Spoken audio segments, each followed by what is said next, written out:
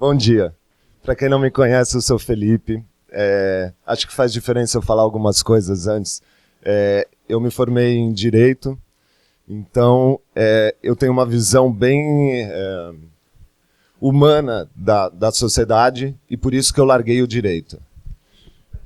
E aí, eu fui convidado para fazer hoje essa conversa sobre feio.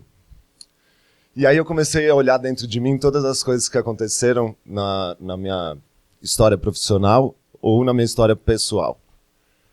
E aí ontem, eu nunca tinha feito isso, né, de procurar o significado. Desculpa que quando eu começo eu fico meio nervoso, vocês são em muitos. E aí eu fui procurar o significado de feio no dicionário. Aí eu achei, ele é desagradável à vista e ele é uma avaliação altamente desfavorável. Aí, junto, tem uma questão do Umberto Eco, que ele tem a história da beleza e a história da feiura. E aí tem uma parte que ele fala que é divertido buscar a feiura. Ela é mais interessante. A beleza, todo mundo sabe o que é. E, geralmente, ela é entediante. Há gosto para tudo. O que é feio para você, pode não ser para mim. E aí eu acho legal essa parte da feiura, e aí acho que tem a ver por que eu fui chamado. Há 13 anos atrás, eu mudei para um apartamento na frente do Minhocão. E aí, ela foi eleita a obra mais feia de São Paulo. E é muito interessante, porque para algumas pessoas, né, principalmente, sei lá, a começar da minha família,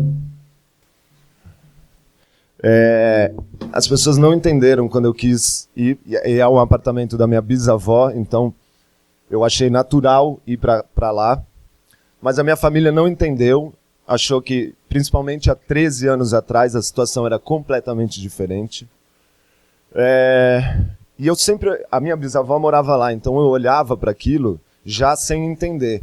Eu olhava e falava, mas como que uma pessoa chega no fim da vida e tá aqui, né, tipo, na beira de uma estrada, e não é bonito mesmo, e é barulhento, e é poluído, e tem várias questões. E aí eu gosto de pensar que talvez, quando o Rafa falou que eu sou diferente, o diferente eu acho que talvez seja o jeito que eu olho as coisas, e que eu sempre tentei olhar. Aí, pensando, né, em tudo o que já passou pela minha vida, eu comecei a fotografar, e óbvio, a fotografia, e para mim o oposto do feio é o belo, e a fotografia, a princípio, me falava para registrar as coisas bonitas da vida, os momentos felizes dos amigos. E aí, eu tenho um irmão mais velho que não tem nada a ver comigo, mas foi a primeira vez que ele entendeu. Ele me deu um livro da Daiane Arbus, e eu trouxe ele aqui, e depois eu vou passar para vocês. Ela é uma fotógrafa que era casada com um fotógrafo que ele fazia as capas da Vogue, então ele era super estético, tudo lindo. E aí ela tem um documentário dela que é incrível, que ela muda para um apartamento e do lado são os freaks de circo. Então são as pessoas que ninguém quer ver, que ninguém quer fotografar, que paga pelo freak.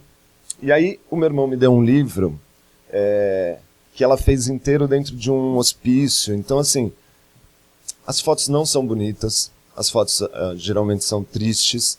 E aí ele escreve, você com esses seus olhos que sempre veem coisas outras, um presente para você continuar abrindo os seus olhos. Eu achei significativo eu trazer, e se vocês quiserem depois vocês vão passando, porque é realmente isso. Desde isso até a Nan Goldin, até o Jürgen Teller, que fotografou o pai falecido com os balões, o feio está no olho de quem vê. Realmente é isso.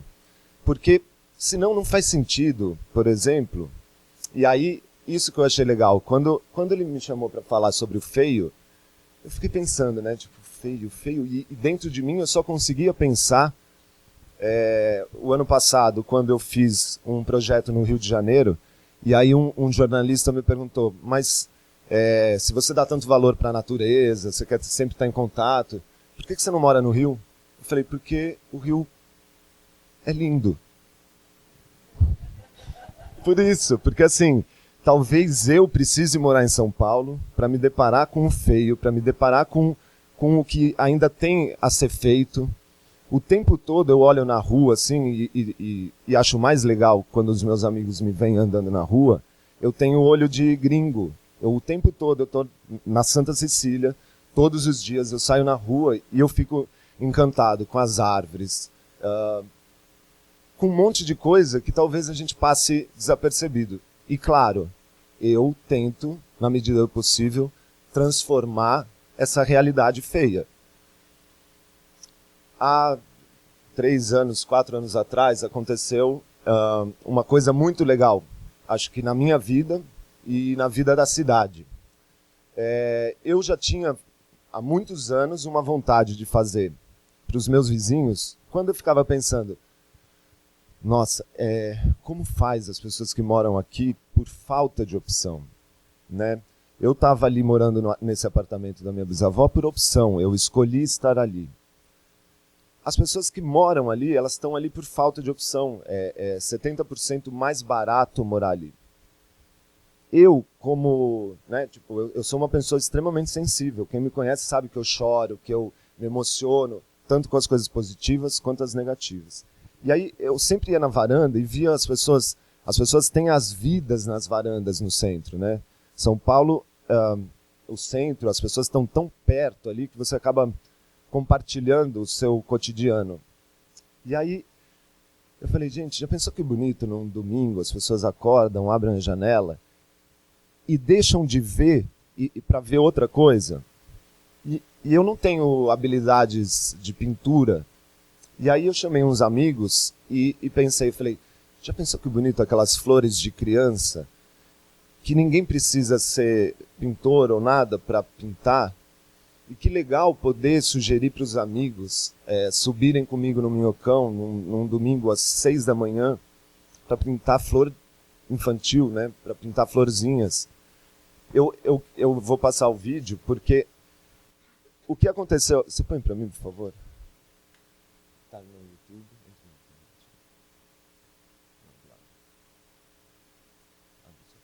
Tá embaixo. Deixa ele achar aqui. Eu acho que o mais legal foi o que aconteceu. Que eu não tive a pretensão de fazer nada quando eu fiz isso. Isso eu acho que foi o mais importante, que o meu único desejo era fazer que as pessoas abrissem suas janelas e vissem através do asfalto. Acho que a maioria das pessoas conhece Jardim Suspenso da Babilônia.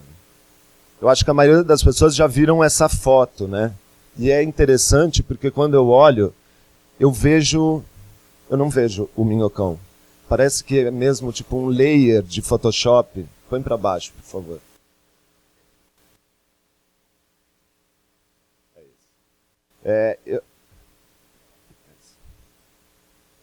Eu não consigo imaginar que tem aquele mobiliário urbano horroroso embaixo.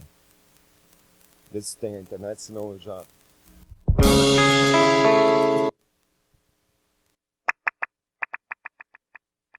Aí só antes de você apertar play, aumenta... põe a tela cheia. Tá escrito isso, mas era a vontade de fazer alguma coisa. São Paulo são 20 milhões de habitantes. Você tem que fazer alguma coisa que as pessoas... Né? Eu percebi com essa obra que o mais legal do que falar é ser ouvido. E dessa vez, eu e os meus amigos. E aí eu vou falar para vocês o que eu acho que aconteceu na cidade.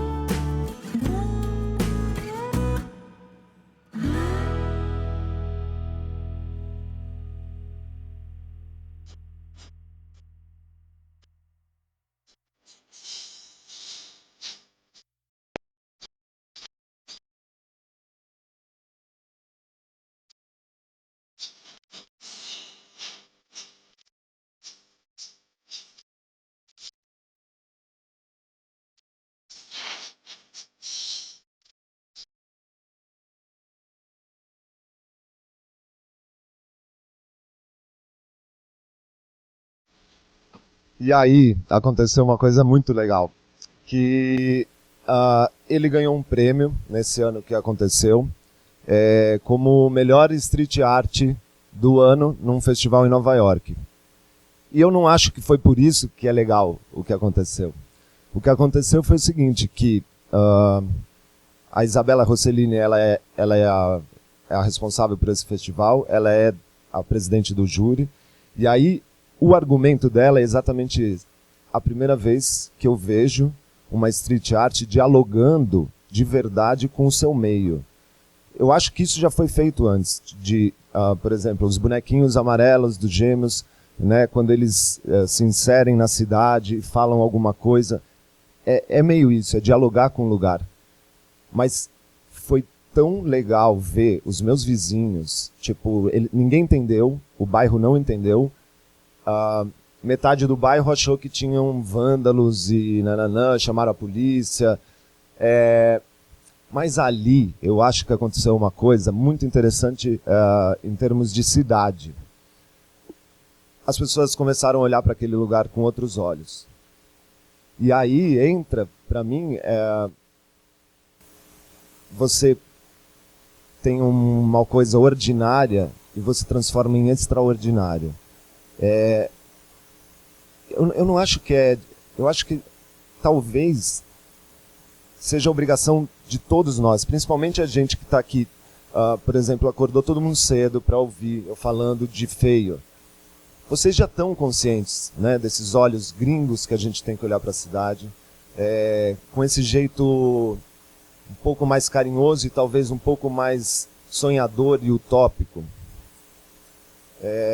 Eu vou voltar nessa questão, é que eu lembrei de uma coisa que aconteceu e que é muito legal eu falar isso para vocês.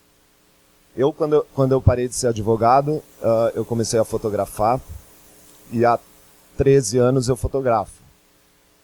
E eu acho que foi, eu não sei se algumas pessoas aqui com certeza vão lembrar e não sei se vão saber que era eu. Depois de uns 6, 7 anos fotografando, eu tinha no meu computador uma pasta que chamava Feio na Foto. Todas as fotos de todo mundo famoso, todo mundo da cidade, turma da moda, estava todo mundo nessa pasta, ou piscando, ou com alface no dente, ou em poses que a maioria das pessoas jamais postaria. Eu já fiz muito social. Então, quando entra a pessoa, você tira 6 fotos e escolhe uma. Para onde foram essas outras 5? E eu pegava a mais feia e guardava nessa pasta. E aí eu falei um dia, quer saber? Era bem na época quando eu nunca gostei, sempre que eu trabalhei com as revistas, eu nunca gostei que fizessem Photoshop, principalmente nas mulheres. Eu sempre tive um discurso de que a capa da Nova é a pior capa do Brasil, porque ela fica falando da 180 dicas para a mulher ser incrível ou nananã. É sempre uma questão, né, que a mulher tem que...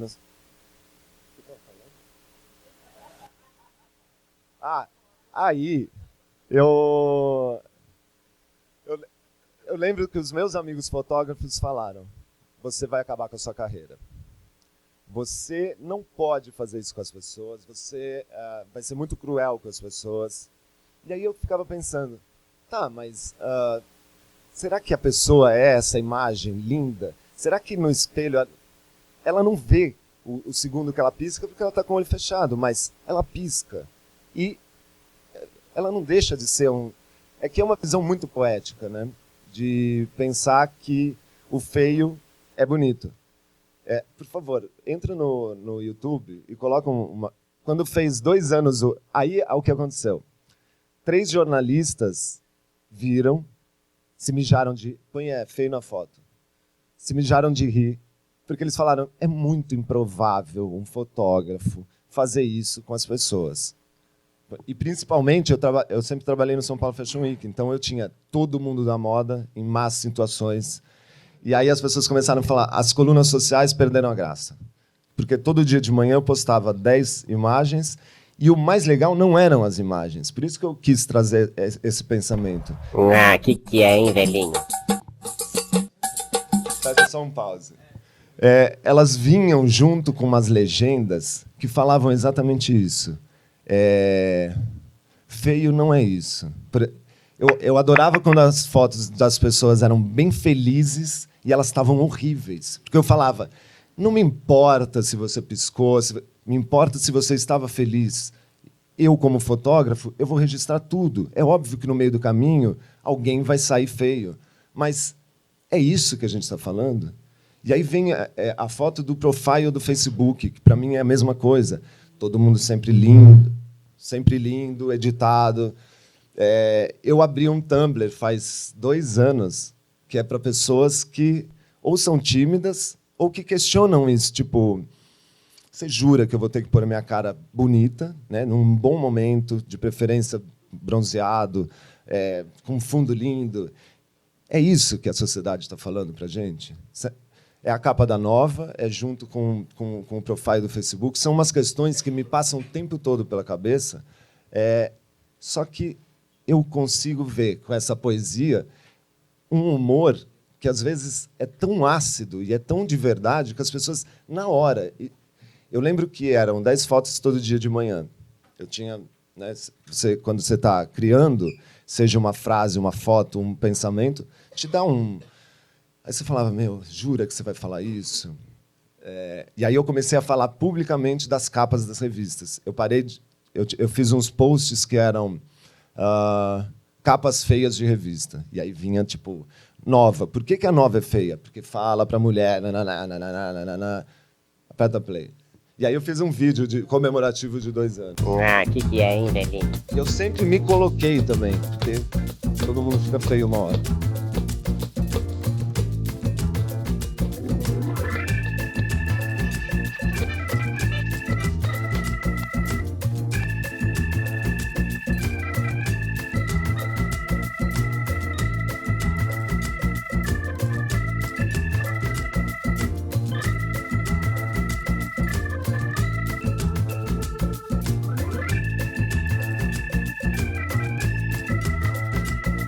E ver sem legenda é uma outra viagem, mas eu gosto também de praticar o desprendimento da imagem com a legenda.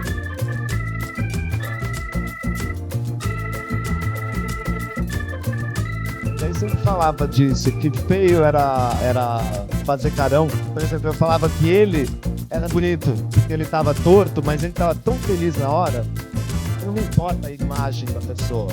Tá suada, tá cagada, tá com pica.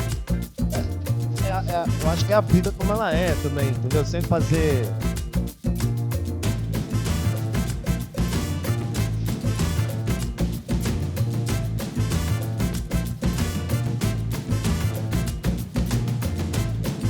Fora que eu acho a maioria das fotos bonitas mesmo. Só que eu não sei se eu sou suspeito pra falar.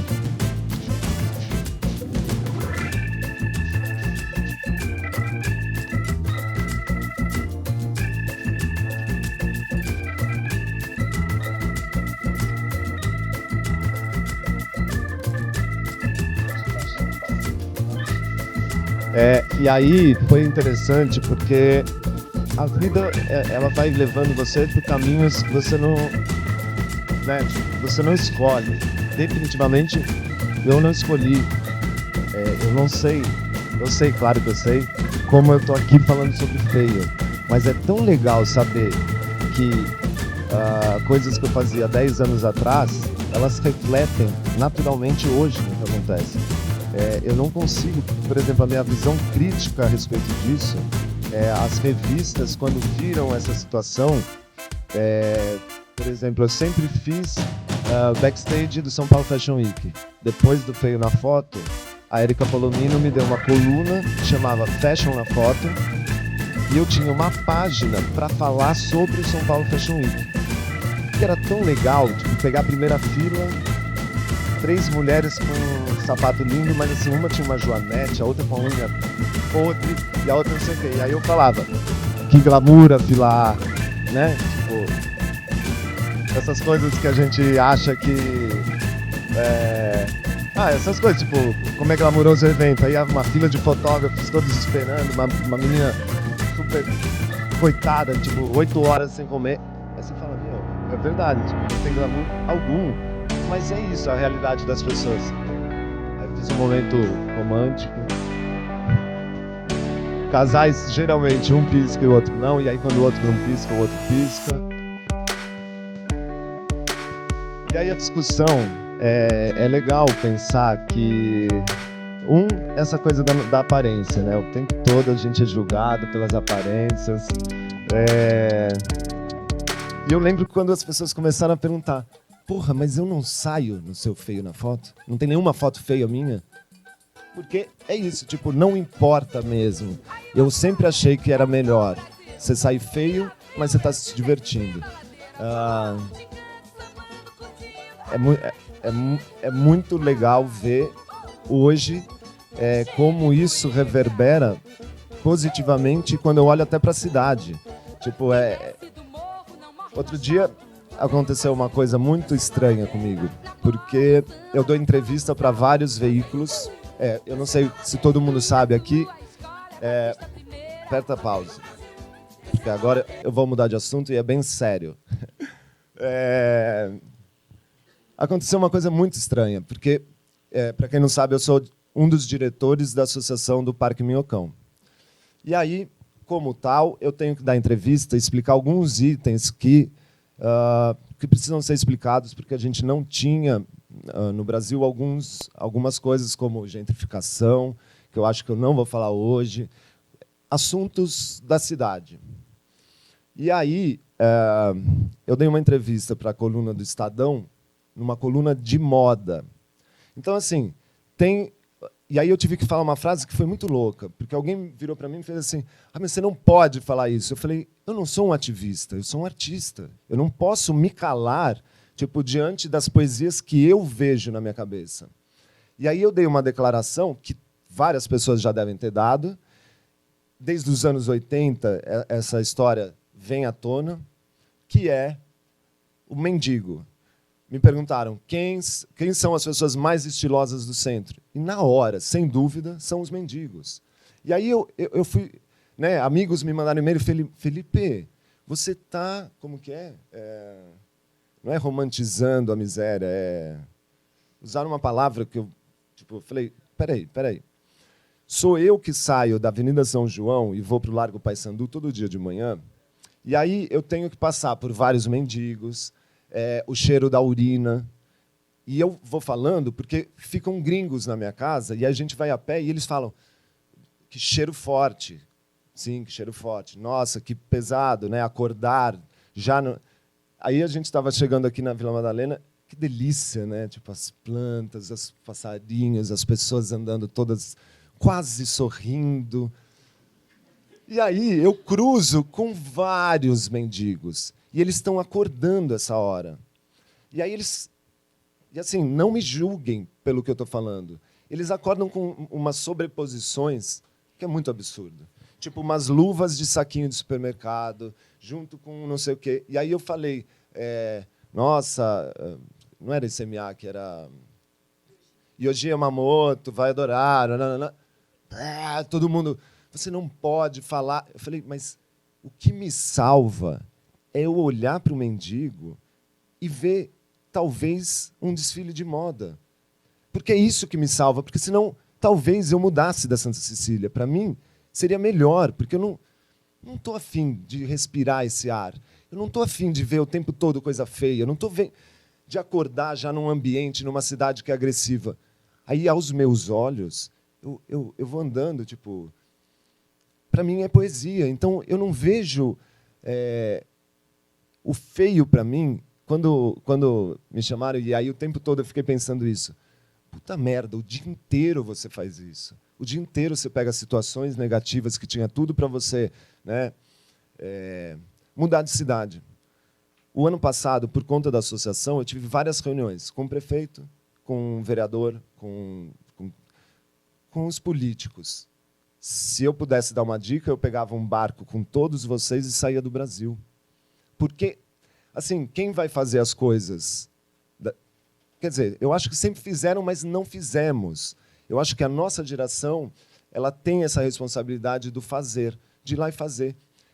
Aquelas flores, eu já queria fazer há muitos anos. A única diferença é que eu desci, comprei os baldes, o cal e fiz. Eu não sabia o que ia acontecer. E aí entra uma frase que eu amo do Hélio Oiticica, que é: eu não sei o que eu estou fazendo, talvez se eu soubesse eu não faria. E é muito isso. Por que eu fui fazer o feio na foto? Por que eu fui fazer não sei o quê? Por que vocês estão aqui hoje? Eu gosto de pensar que vocês estão aqui hoje para refletir também, eu acho que especialmente sobre essa nossa cidade, que a gente... Eu ia montar uma apresentação, mas aí eu joguei todas as imagens numa pasta, então eu vou passar e vou falar rápido, tá? Eu não apresentei... tem uma coisa muito legal para vocês. Por exemplo, essa é uma das fotos mais importantes que eu tenho. E eu lembro que na abertura da minha exposição na Zipper, chegaram minhas duas primas mais velhas, elas são colecionadoras, nananã. E aí uma falou assim: Felipe, mas é tão feia essa parede, é tão feia. E aí a irmã dela falou: Renata, você não está percebendo que na foto dele o feio vira outra coisa? Você tenta olhar essa parede machucada com outros olhos. E aí eu percebi que, né, na minha exposição, eu achava que era... A hora que eu vi ela montada, ela foi um punch no meu estômago, porque assim, é a soma de imagens feias poetizadas. Quando você entende que você pode poetizar... Tem um trabalho que eu não sei se eu pus, que chama Noiva do Vento, que é uma cortina saindo da janela em 16 quadros. Eu nem sei se tem essa palavra, é poetizar o impoetizável. Existe essa última, impoetizável? É do asfalto de um prédio feio ver alguma coisa. Agora estão saindo vários prédios neoclássicos. É tentar ver nesses prédios algum tipo de beleza, nem que seja nas pessoas que saem nas varandas. E eu gosto que hoje, quando eu vejo essas imagens, eu acho zero feio. Eu acho lindo, na verdade, isso aqui que acontece. Porque talvez eu veja como pigmento. Transformar o ordinário em extraordinário. Então, junto com tudo isso, eu gosto de fazer cenografia. E as minhas cenografias são conhecidas por isso, de eu pegar 25 de março inteira e fazer um lustre super chique no lounge do Glamourama, que é super glamuroso. De novo, as imagens... Eu sou suspeito, porque eu não vejo que o muro é feio. Mas entendo que não é fácil olhar para São Paulo, e talvez esse seja o motor. Quando o jornalista do Rio de Janeiro me perguntou, e eu falei, porque ela é linda, olha quanta coisa dá para fazer aqui. Tive 2 anos um negócio na Gloss, que era antes e depois de decoração, tinha R$500. É tão legal você chegar num banheiro feio, e pegar coisas que geralmente não se usam e transformar o ordinário em extraordinário. E é exercício para mim. Talvez o belo, e aí eu não sei isso, se eu estou falando besteira, talvez o belo vem do feio. O belo ele existe no contraponto. Talvez, se não existisse o feio, não teria a obrigação de fazer o belo, porque ia ser tudo bonito. Mas aí a gente não ia saber que o belo existe. Eu trouxe esse livro porque eu adoro esse livro, são pessoas que fazem ruídos na cidade. Onde, sei lá, no Largo da Batata, o cara vai lá e... Agora tem acontecido isso, né? Tipo, acordou a cidade com várias árvores. E acho que é isso. As pessoas como a gente é que vão fazer as coisas daqui para frente. Esse foi um lustre no Rio de Janeiro de um hostel que eu fui no Saara, com a mesma história, pinta tudo de branco e faz E a dona do hostel falou, mas você jura que você vai no Saara comprar o meu lustre? Vou. Gosto de pensar que o minhocão com as flores é o mesmo pensamento de uma autoestima.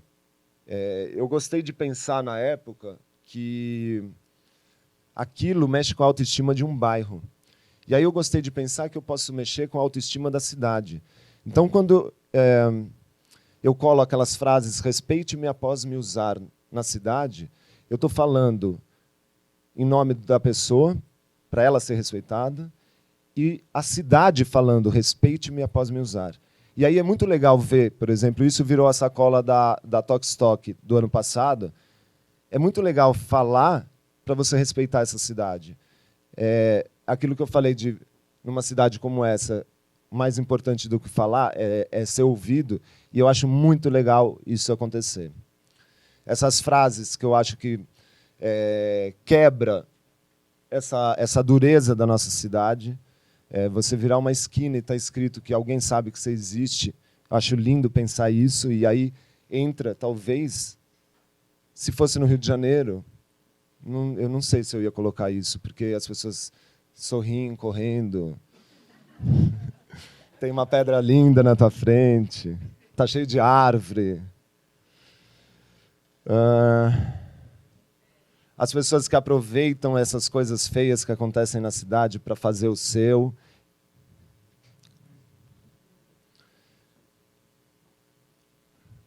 Isso aqui é uma coisa que aconteceu, por exemplo, isso é em Shoreditch, em Londres, era embaixo de uma ponte feia, que não passavam pessoas. Aí vem o escritório de arquitetura e fala, gente, vamos... E é no meio de duas estradas, não passava... Talvez precisasse existir um espaço feio e escuro para vir um escritório de arquitetura e pensar sobre isso. Como melhorar isso? E aí eu acho que também caminha a humanidade dessa maneira.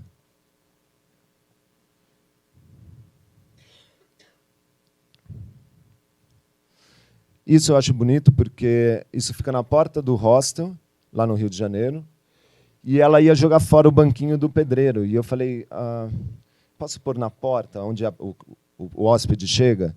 Aí eu gosto de pensar que é para ele respeitar o hostel, mas respeita o banquinho também. Uma visão poética de um banquinho de obra, mas se para mim faz sentido. Isso aqui foi a maior polêmica, né? Porque as pessoas acharam que a associação ia pôr areia no minhocão, e aí os vizinhos que são contra falaram, mas todo mundo vai pegar micose. Enfim, é uma ilustração meramente... para a gente entender o que pode ser uma área de lazer. A vizinha que mora nesse prédio da frente foi na reunião e falou, eu não quero uma piscina na minha frente. Ponto. As pessoas também que são contra, elas pensam muito de dentro para fora. Ninguém está pensando na cidade. Quem é contra o parque, elas estão pensando nos apartamentos dela e falam, os carros causam mais barulho do que pessoas. Tinha tudo para ser feio, né? Tipo, uns telhados feios, com as paredes feias. Enfim. Mas eu acho tão bonito. Sabe? Pessoas que fazem de coisas ordinárias e extraordinárias e pensar que isso está envolvido no design público. Como você pode transformar, né? Tipo, pegar um asfalto duro e fazer uma poesia tonta, mas que... somando tudo, eu acho que faz diferença.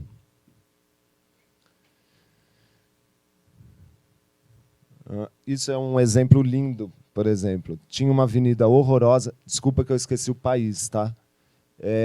Era uma avenida que dividiu um bairro, e aí a comunidade, cada varetinha dessa tem o nome de uma família, e eles fizeram juntos uma estrutura para atravessar e no meio fizeram uma coisa... Então, para mim, quando eu penso em falar em feio, ele é um caminho para talvez você fazer alguma coisa bonita. Isso eu acho muito fofo. Numa cidade como São Paulo, essas pequenas coisinhas que transformam o cotidiano das pessoas. Falo sempre de gentileza urbana, sempre. Gente, está muito calor aqui dentro. É a adrenalina de falar para tanta gente. Essa imagem, por exemplo, ela me motivou muito a fazer o que eu faço hoje em relação ao parque. Tem várias pessoas que acham que eu me envolvo demais, mas fui eu que um dia saí na minha janela e vi uma criança no meio do asfalto e eu falei, você jura que já existe uma criança tipo, com a mãe brincando e eles não viam que é asfalto ali. Eles viam mesmo já uma área de lazer. E eu fiquei muito louco com isso. Porque eu falei, será que o brasileiro ainda não sabe que a rua é dele? As nossas calçadas são tão né, mal feitas, que a gente não tem noção, mas um bebê no meio do asfalto, eu quase morri do coração. Isso aqui, deixa eu ver se é esse. Isso é para falar do erro. Eu fui chamado pela Onitsuka para fazer uma exposição. Isso é o que ia tudo para o lixo. Eu tentei tirar uma foto do tênis e ele tinha que estar os dois indo para frente. Eles não ficavam. O vento girava, uma assistente minha segurando uma vassoura, a outra aqui, e eu fui fotografando. Aí quando eu fui passar a foto para ver se eu tinha, não tinha, mas eu tinha isso. Eu falei, eu não vou jogar fora. Era uma exposição de fotografia, eu falei, eu posso levar um vídeo, não sei o quê. Talvez seja mais ou menos isso, a gente olhar para as nossas próprias coisas com olhos mais carinhosos, não achar que tudo é, sabe, aquela foto sua, sei lá, eu fotografo todas as minhas amigas e elas são como todas as mulheres, extremamente exigentes na hora de postar corpo, barriga. Vamos relaxar um pouco. E isso eu acho muito legal que aconteceu ano passado, que é duas amigas deitadas no asfalto podem virar uma estampa de uma camiseta. Por isso que eu falo que, para mim, é motor. O feio, ele se torna motor da nossa sociedade. Quando eu vejo essa imagem, era antigo Largo da Batata. Pode ser horroroso, né? Mas eu desfoco o meu olho e vejo uma estampa azul com bolinhas amarelas e verdes. Não sei, eu vejo pintura, e aí cabe a nós poetizar o impoetizável. E isso aconteceu domingo. Talvez, se o Minhocão já fosse um lugar bonito, tal, eu não teria feito as flores, eu não teria pensado em jogar tinta, eu não teria pensado em ser diretor de uma associação. Só que eu gosto de pensar hoje que a gente tem vários meios, né? Várias pessoas me conhecem aqui pelo Instagram, e é tão legal a gente poder ser essa rede de conexão. Tipo, eu avisei no Instagram e no Facebook para a gente estar aqui hoje. Para mim, assim, é bem emocionante, porque eu não imaginei que eu ia estar aqui, né? Tipo, a falta de pretensão para um advogado.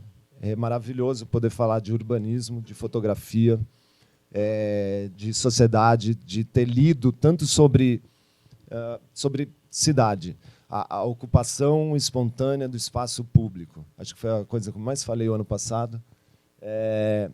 E, para mim, isso a gente está num prédio particular, mas, para mim, isso é uma ocupação espontânea de um espaço para a gente, né? Eu acho muito legal. Quando eles falaram o horário, eu falei assim, você jura que as pessoas vão acordar às 7h30 da manhã? É tão legal ver isso. Na história do Jardim Suspenso, as pessoas tinham que chegar na minha casa às 5h. Então foi muito louco, porque várias pessoas dormiram lá, várias pessoas acordaram 4h30. Esse comprometimento em talvez melhorar-se. E aí eu uso também essa frase, que melhorar-se é o melhor que você pode fazer ao outro. O que vocês estão fazendo aqui é talvez tentando abrir um pouco o que tentam fechar. O tempo todo falam, né, de criatividade. Eu não sei o que eu acho sobre isso, porque eu pratico a criatividade. Por exemplo, é um exemplo super tolo, vocês podem achar tolo, mas eu sempre achei, dentro da geladeira, feio. Sempre achei que faltava, sei lá, um bibelô, uma planta, não tem coisas para geladeira. E aí é muito legal, porque na minha geladeira eu ponho uma São Lourenço verde, ou aquela outra que é rosa, e eu abro e eu tenho, sabe, uma poesia a hora que eu abro. E aí tem um pinguim deitado lá dentro, porque para mim é óbvio que o pinguim mora dentro da geladeira e não em cima. Sabe essas coisas de poetizar amanhã? Você acordou, vai pegar não sei o quê. Tipo, é muito legal você tentar ver essas coisas, tipo, você acordar. Eu trouxe o Francisco, porque eu lembro que eu falei que eu ia falar dos macacos. E aí, eu não vou falar dos macacos, porque eu vim falar de coisas feias, e os macacos são lindos. Eu acho que eu também estudei bastante essa coisa do macaco, dos macacos, dos bonobos, dos chimpanzés, dos gorilas. Eu acho que a gente é meio isso, caiu o nosso pelo, e que a gente está na mesma floresta. Por exemplo, principalmente nós que estamos aqui, a gente está nessa mesma floresta. Que legal vai ser se a gente puder fazer esses bandos de macaco. Sabe? Eu consigo imaginar... eu digo macaco na parte instintiva da gente. Na hora que você deixa de ver o outro como marca, né? Tipo, o que cada um... Né? A escola que você estudou, onde você trabalha, o carro que você tem, onde você mora. Vamos tentar, talvez, praticar no nosso dia a dia essa coisa que eu não sei o que é, mas é pegar o belo, o ordinário, que a nossa rotina é muito ordinária. Somos os responsáveis para torná-la extraordinária. E é nessas pequenas coisas. Pensa nessas coisinhas tipo do dia a dia, umas coisas tontas que vocês pensem na casa de vocês. É isso. Eu acho que se... E é isso. Eu fico emocionado e me falaram que eu tenho mais 1 minuto. E eu vou abrir para perguntas. Podem fazer. Pode fazer. Pode falar.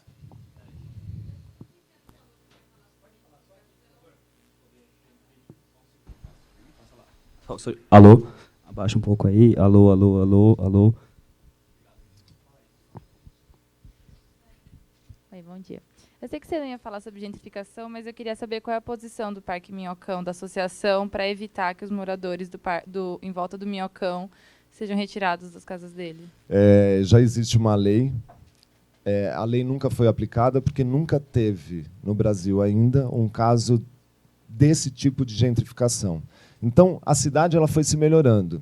Quando você imagina já o Parque do Ibirapuera, antes de ter, quando ele construiu-se, sabia que toda a área em volta dele ia ser caro, porque é qualidade de vida morar perto de um parque.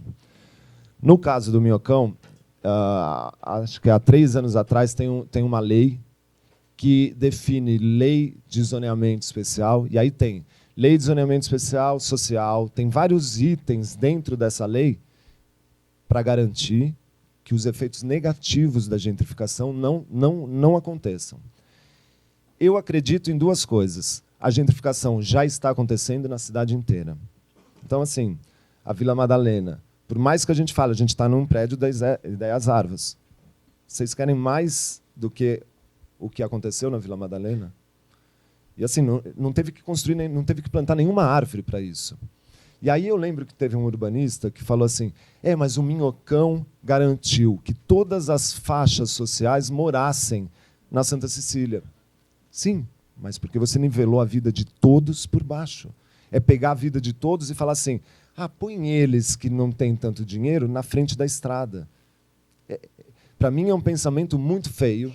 E quando eu ouvi isso de urbanistas, eu falei, que tipo de urbanista é você que não pensa na pessoa? Só pensa na garantia de uma cidade mista e democrática.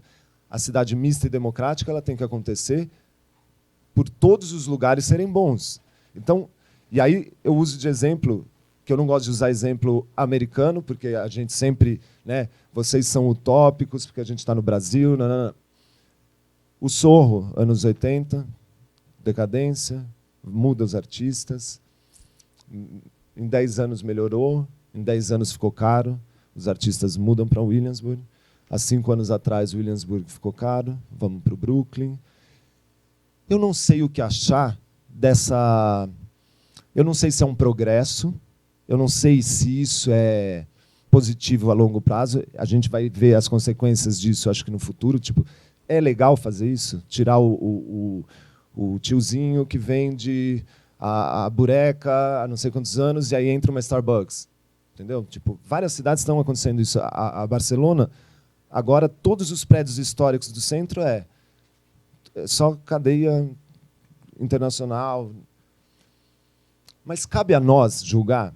Eu acho que cabe a nós tentar, no nosso dia a dia, fazer o nosso meio melhor E esperar, as minhas reuniões na prefeitura é isso. Eu espero que vocês apliquem a lei, porque ela já existe.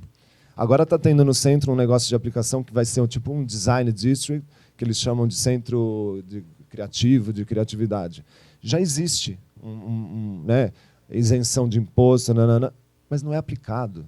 Está cheio de gente, está cheio de prédio vazio, pronto para receber vários artistas, fotógrafos, nanana. Eles já numeraram os prédios que tem, mas não se aplica. Então, da minha parte, eu como pessoa Felipe, eu espero que a lei seja cumprida. Porque eu entendo que vai ser cruel se aquelas pessoas que eu vejo na minha janela há 13 anos sumirem assim. Só que agora, ali na região, são 32 empreendimentos imobiliários, e todos são downtown, Jardins de Higienópolis, Higienópolis Around, Aroche, Single Man, todos com uma fachadinha de tijolinho. A gentrificação já está acontecendo. Eu acho que cabe a nós também. Eu não sei. Será que nós mudaremos dos nossos bairros por causa disso? Será que vai chegar a esse ponto, ou a cidade? Eu não sei, entendeu? A minha posição, Felipe, é essa. E da associação é lutar para que a lei seja aplicada. Parabéns. Obrigado. Pergunte. O que levou você, Felipe, a escolher a fotografia como forma de expressão da sua voz? Claro que você também é artista plástico, né? Eu acho que a fotografia...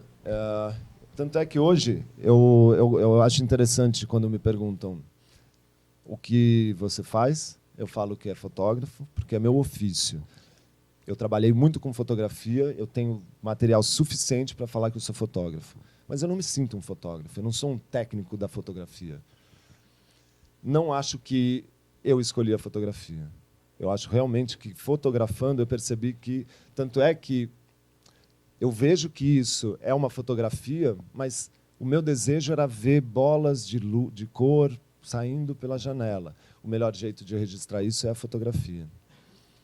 Adoraria, e acho que vai acontecer, de eu começar a fazer filme, imagens, pessoas que piscam.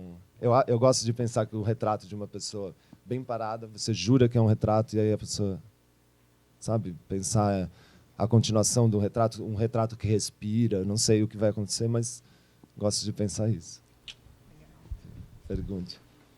Você comentou que alguns moradores não querem que transforme em parque. Tipo, quais são as reclamações deles? Vocês vão achar muito bizarro isso, mas a reclamação número 1 é sexo. É bizarro. Bizarro porque assim, eles falaram com o prefeito.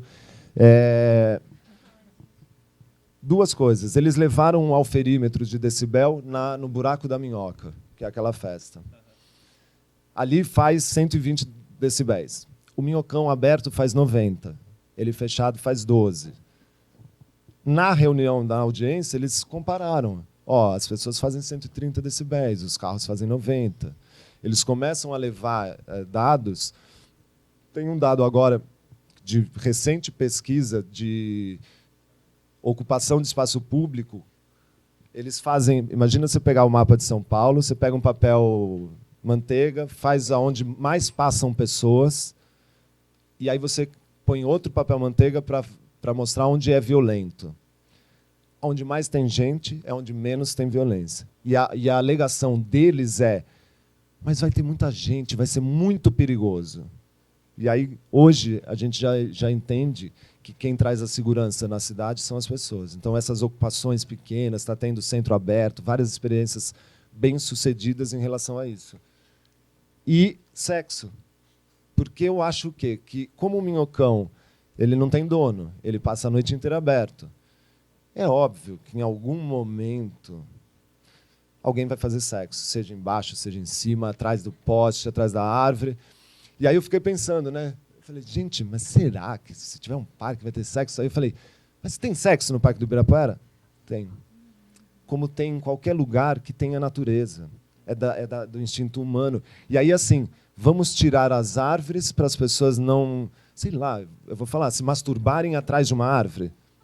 Tipo, eu não sei, é meio desconectar a gente do que eu estudo sobre macacos. Para mim, é normal, se fizerem sexo, tá tudo bem.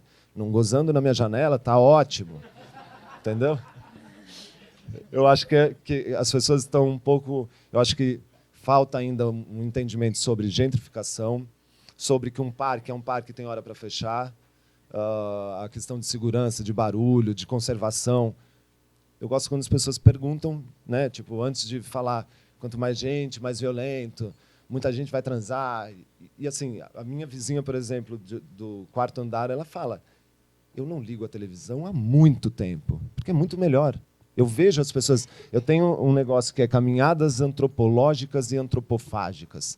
Antropofágicas, quando eu falo isso, é do consumo, da minha imagem. Se nós, quando andamos no Minhocão, às vezes os meus amigos se sentem culpados de olhar para dentro dos apartamentos, mas nós somos a paisagem deles. A consciência de que numa cidade como São Paulo, você é a paisagem. Aí eu fico sempre pensando, tipo, você jura, quem vai comigo, você jura que você vai com essa roupa? Você tem que pôr uma roupa... Nós somos a paisagem dessas pessoas. Põe uma capa, põe um chapéu, põe não sei o quê. Sabe essa consciência também de... Uma consciência infantil do uso do espaço público. É isso. É a última pergunta. Ah, posso fazer mais uma? Alguém mais quer? Oi. Passa aí. Tem algum trabalho da Associação do Parque Minhocão junto com o pessoal do Parque Augusta? Tem alguma ligação? Vocês estão lutando juntos? Não, porque o objetivo é o mesmo, mas um é um terreno privado e o outro é um terreno público. Então, as leis são completamente diferentes. Todo mundo do Parque Augusta, da associação, a gente, claro, em todas as reuniões a gente está junto. Acho lastimável o que aconteceu essa semana em relação a isso, de verdade. Não sei como, que é Cirela, né? Eu não sei como que ela vai... Tipo, é muito feio o que vai acontecer ali. Como ela tem coragem, né? Despeito de fazer isso. Mas eu acho que vai acontecer alguma coisa positiva também. Não é possível. Eu prefiro acreditar que talvez eles montem essas duas torres e permaneçam com, sei lá, 70% do terreno. Eu espero que isso aconteça. É isso. Obrigada.